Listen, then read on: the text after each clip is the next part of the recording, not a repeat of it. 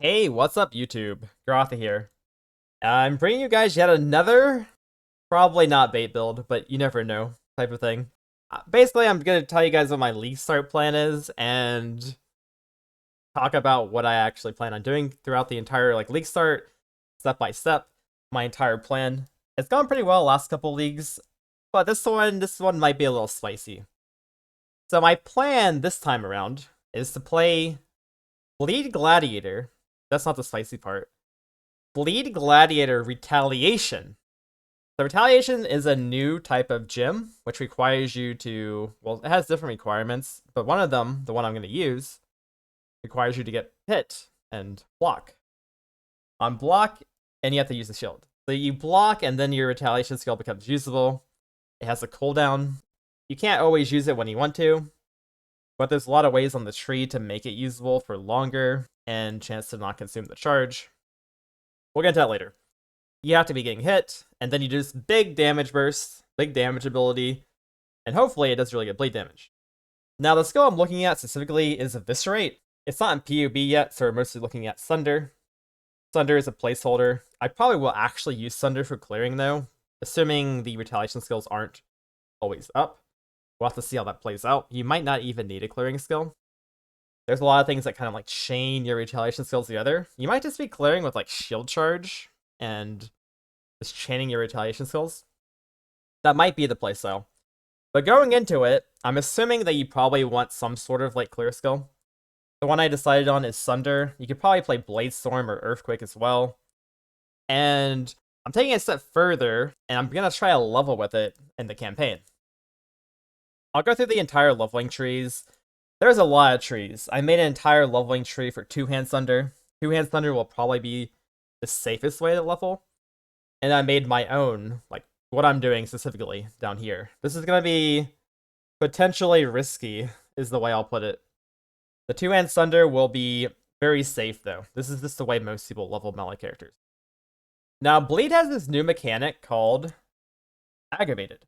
Aggravated is basically bleeding that's doing damage as though the target's moving. So Old and Staring Arrow built into Gladiator / on the tree. Bleed's going to be very interesting this league. And most builds will not be going Crimson Dance. Most builds will be scaling one bleed and trying to make it as high as possible.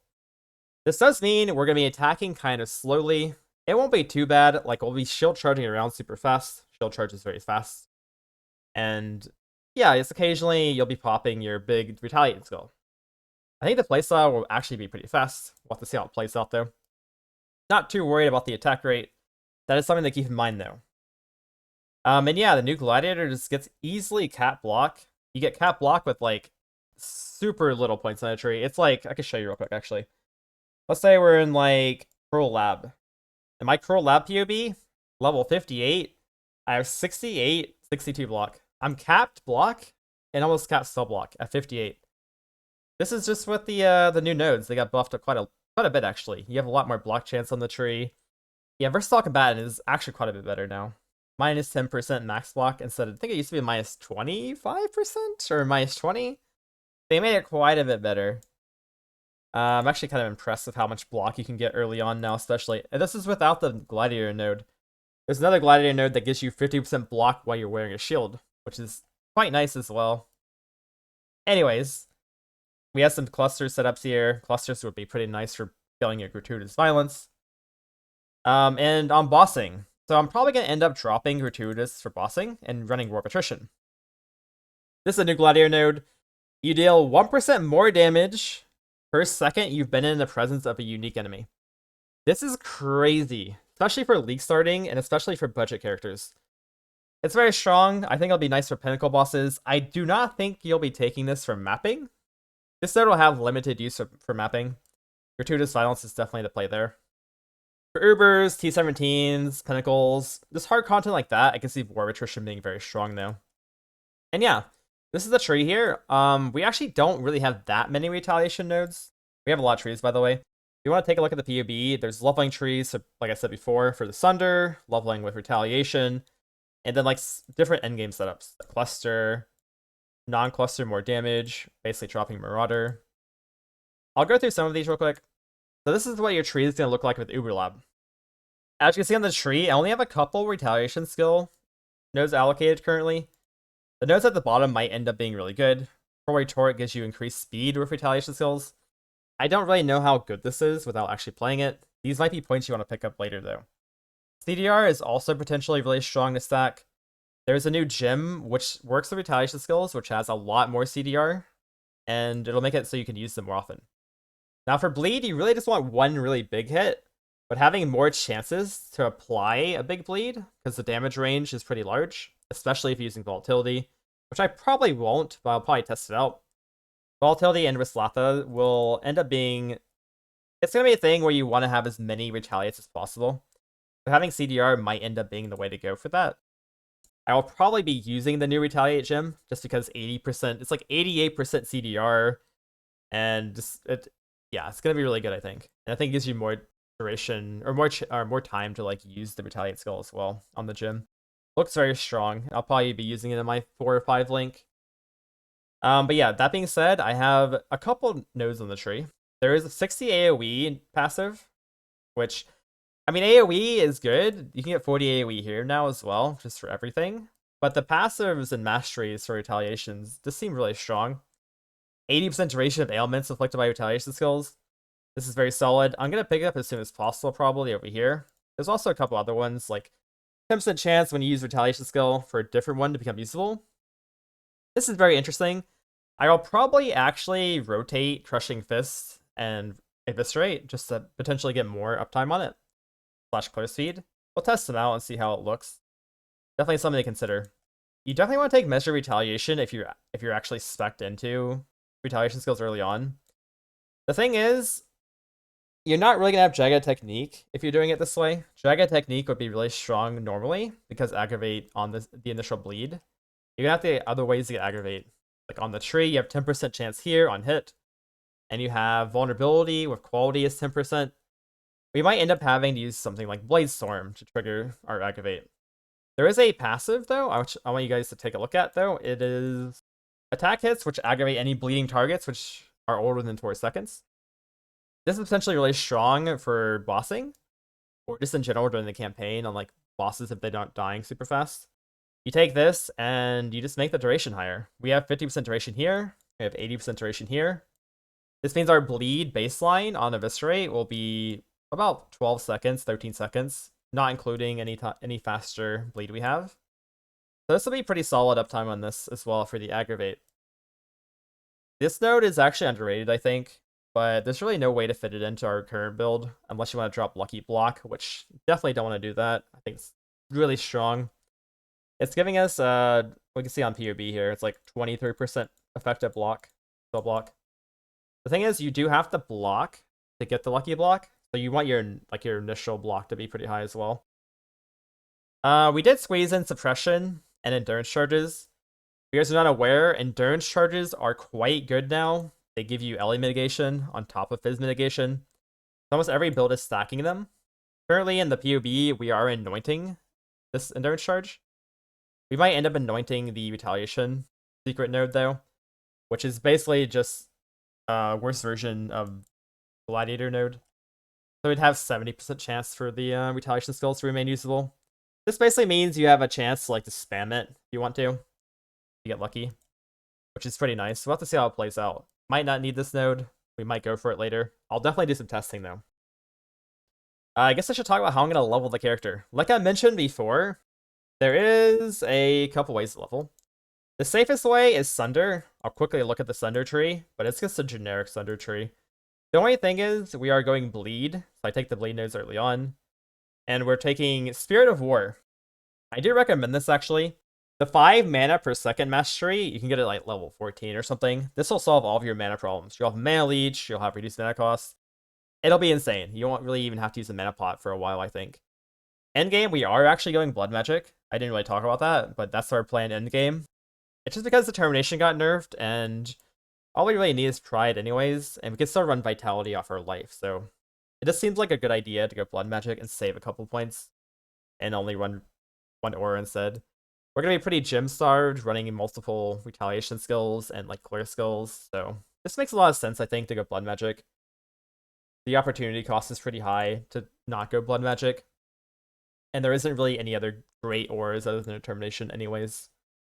So yeah, so we're leveling. It's like a generic tree. I did end up going Onslaught early on in this tree here. They moved Hatchet Master. It's quite a bit further over to the right here. So there is a little bit of traveling around to get this. This is what I'm rushing, though, pretty much on the Sunder tree. And yeah, I guess I should talk about the labs. My current plan going into it is normal lab will be either Gratuitous Violence or Measure Retaliation. If you're playing Sunder, Gratuitous Violence. If you're playing Retaliation, which I'll talk about in a bit here, you get the Measure Retaliation for sure. And then second lab, if you're playing Sunder, Jagged Technique will be very strong. And then Merc Lab.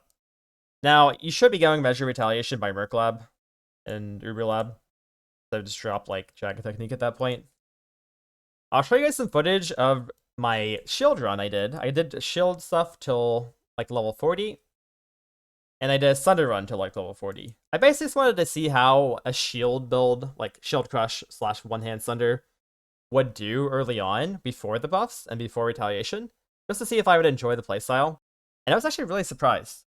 Shield Charge was one-shotting most of the mobs with my tree, and Shield Crush was actually quite a bit more damage than I expected.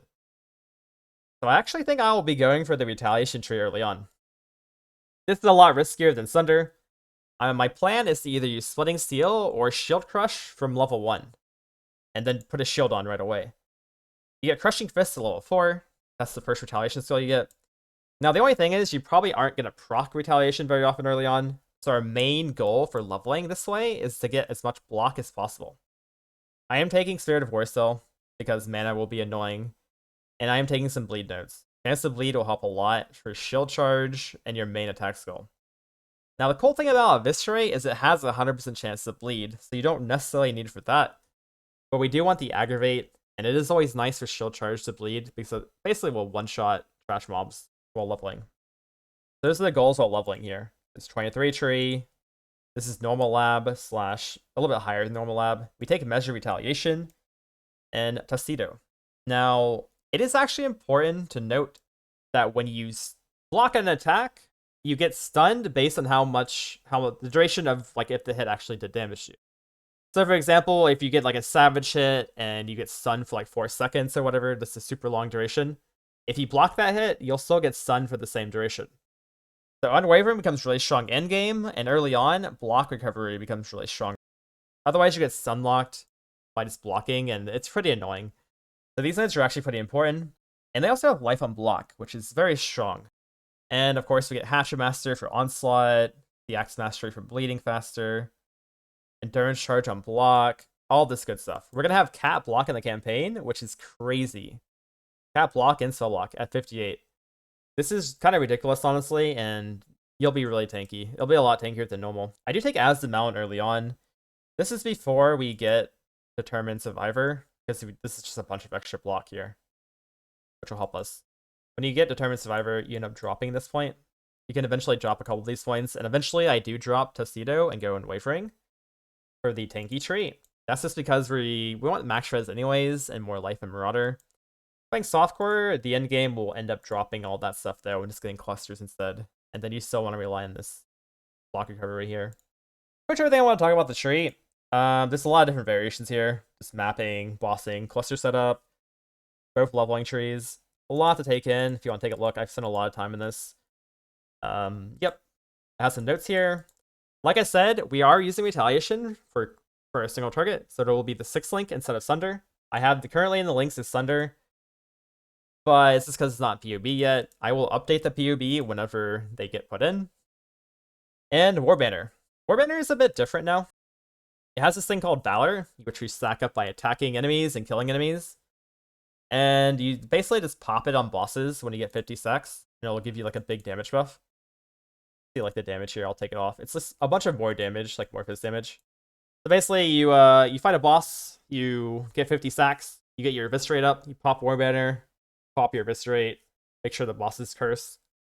And hopefully Eviscerate will do probably about over double Sunder. So you'll have like a 40 million bleed damage attack, and then you just run around in circles when the mob just dies. So the damage looks a little bit lower in PoB, but bleed's always kind of not the full story, because you don't really have to be attacking, right? You have full damage uptime. get that one big bleed, you don't really have to be hitting anymore. A lot of builds have like way higher damage or DPS, but they have to have full uptime and they have to have all the buffs up. Bleed will be really consistent at the very least. I'm not too worried about the damage. T17s might need clusters and like really good gear, but we'll see how it pans out. I think Eviscerate will do really good damage. I'm excited. And this tree is very tanky. Like the way I built it for mapping was kind of built for hardcore. So we have all the endurance charges, we have suppression, tap block and sub block, pretty good HP, good armor. It's gonna be tanky. It's gonna be really tanky. Plus, you have really good close speed with the gratuitous violence, which is super satisfying. Overall, I think this will be a strong league starter, but like I don't want to bait people into it or anything. I'm just, it's retaliation skills. You have to get hit. You have to block to use your big skill. We'll see how it plays out. It might be a bit clunky. I'm excited though. I think it'll be good. Yeah, that's my game plan going in. I hope you guys enjoyed the video. I hope you guys have a good league start. And yeah, hopefully I don't bait everybody into a bad build. That would never happen. Fine. It'll be good. I promise.